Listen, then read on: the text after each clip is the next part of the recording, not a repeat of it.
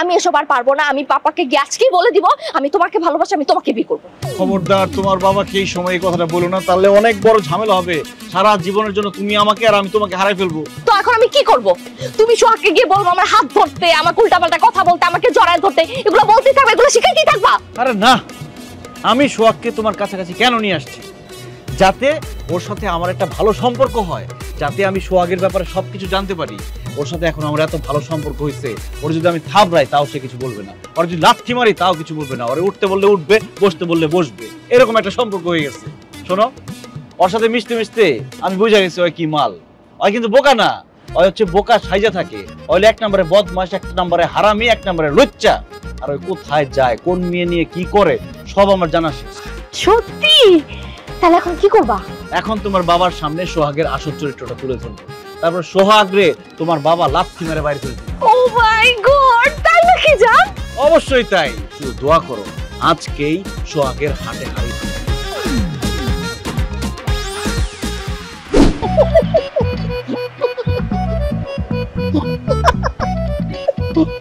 কি ব্যাপার সোহাগ, তুই হাসতেছ কেন? আঙ্কেল, আমার অনেক খুশি লাগতেছে তো, এই জন্য হাসতেছি। তাই নাকি? তো হঠাৎ এত খুশি হওয়ার কারণটা কি? আঙ্কেল, আমি না রিয়াকে জড়ায় ধরছি, এই জন্য খুশি লাগতেছে। কি বললা তুমি? আমার মেয়ের সাথে তোমার এখনো বিয়ে হয় নাই, বিয়ের আগে তুমি তাকে জড়ায় ধরছো কেন? রাগ করতেছেন কেন?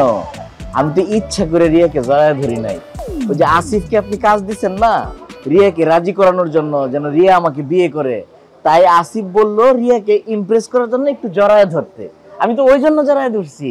আচ্ছা আচ্ছা, আসিফ ঠিকঠাক কাজ করছে তো? কি মনে হয় তোমার, আসিফ দিয়ে কাজ হবে? আঙ্কেল, আসিফ যে কাজ করতেছে একদম ফাটায় দিতেছে আঙ্কেল। আসিফ যদি এইভাবে কাজ করে যায় তাহলে রিয়া আমাকে তো বিয়ে করতে রাজি হবেই, পাশাপাশি আমার 10 থেকে 12টা বাচ্চার মা হইতে রাজি হবে। বাহ, তাহলে তো আসিফ একটা আসলেই কাজের ছেলে। অবশ্যই কাজের ছেলে। এতদিন আঙ্কেল আপনি একটা কাজের লোক পাইছেন। আমি কি চিন্তা করছি আঙ্কেল জানেন, আসিফ যদি রিয়াকে আমাকে বিয়ে করার জন্য রাজি করতে পারে তাহলে আমি ওকে ডাবল বোনাস দেবো। আচ্ছা ঠিক আছে, আসিফ যেভাবে বলে তুমি ঠিক সেইভাবে কাজ করতে থাকো, তাহলে দেখবে যে আমার মেয়ে তোমাকে বিয়ে করতে রাজি হয়ে গেছে। তোমার নিজেকে দিতে হবে না। অবশ্যই আঙ্কেল, আসিফ আমাকে যা যা করতে বলতেছে আমি তাই তাই করতেছি। আরেকটা কথা শুনলে আঙ্কেল আপনি খুব খুশি হবেন, আসিফকে তো আমি গুরু বলি। Very good. তোমার সাথে আমার মেয়েটার বিয়েটা হয়ে গেলে আমি কি চিন্তা মুক্ত হই। নো টেনশন আঙ্কেল, আমি আপনাকে খুব তাড়াতাড়ি চিন্তা মুক্ত করতেছি। আঙ্কেল, আমি একটু ঘুরে আসি। এটা আবার বলতে হয় নাকি? যাও।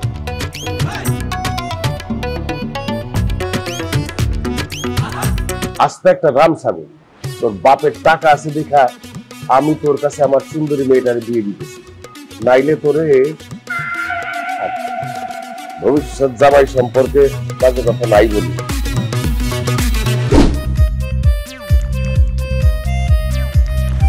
জান, কেমন লাগতেছে? হ্যাঁ, আমার এখানে ভালো লাগতেছে না। এখানে রুমের মধ্যে কেন নিয়ে আসছো আমাকে?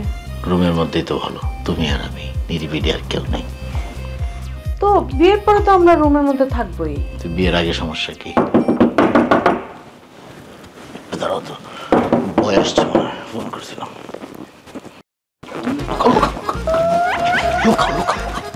লুকাবো কেন? কথা বুঝতেছো না তুমি? লুকাও।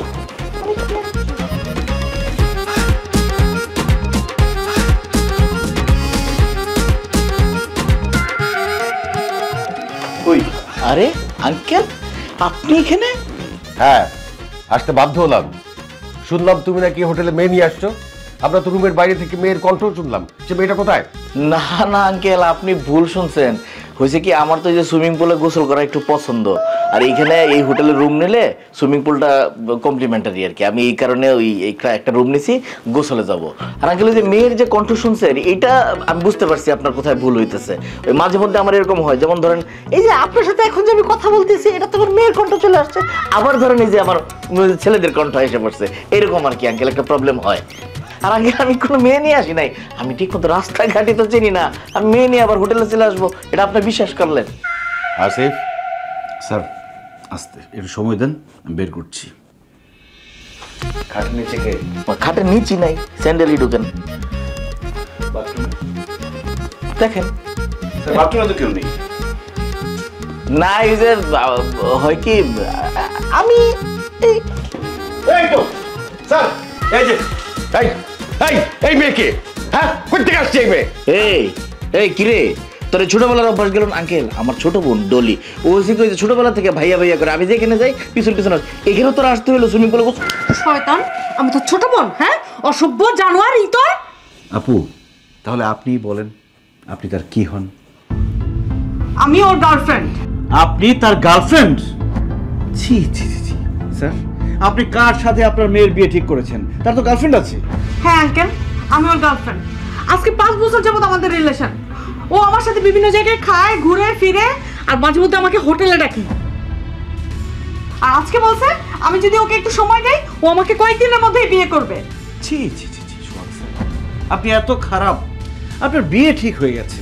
স্যারের মেয়ে রিয়া কত সুন্দরী একটা মেয়ে, আর তাকে রেখে আপনি আরেকটা মেয়ে নিয়ে হোটেলে এসে ফষ্টি নষ্টি করছেন। Very bad. এখন স্যার যদি তার মেয়েকে আপনার সাথে বিয়ে দেয়, তার মেয়ে তো সুখী হবে না। কারণ আপনি রিয়া ম্যাডামকে ঘরে রেখে বাইরে অন্য মেয়ে নিয়ে এরকম ফষ্টি নষ্টি করবেন। আমার মা সবসময় একটা কথা বলতো, গরিব ছেলের কাছে মেয়ে বিয়ে দেওয়া যায়, কিন্তু যার চরিত্র খারাপ, চরিত্রহীন ছেলের কাছে মেয়ের বিয়ে দেওয়া যায় না।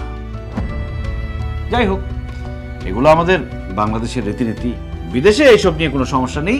স্যারও তার মেয়েকে আপনার কাছে বিয়ে দিবে, তার কোনো আপত্তি নেই। স্যার, আমিও বাইরে গিয়ে কাউকে কিচ্ছু বলবো না। অসম্ভব!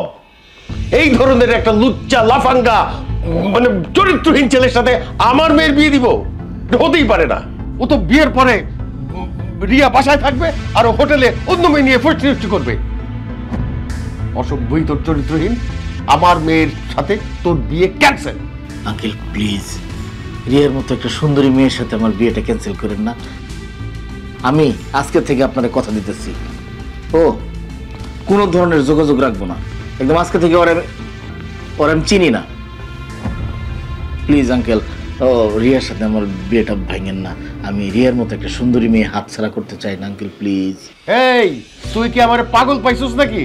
হ্যাঁ, তুই হোটেলে অন্য মেয়ে নিয়ে ফষ্টি নষ্টি করবি আর তোর কাছে আমি আমার মেয়ের বিয়ে দিব?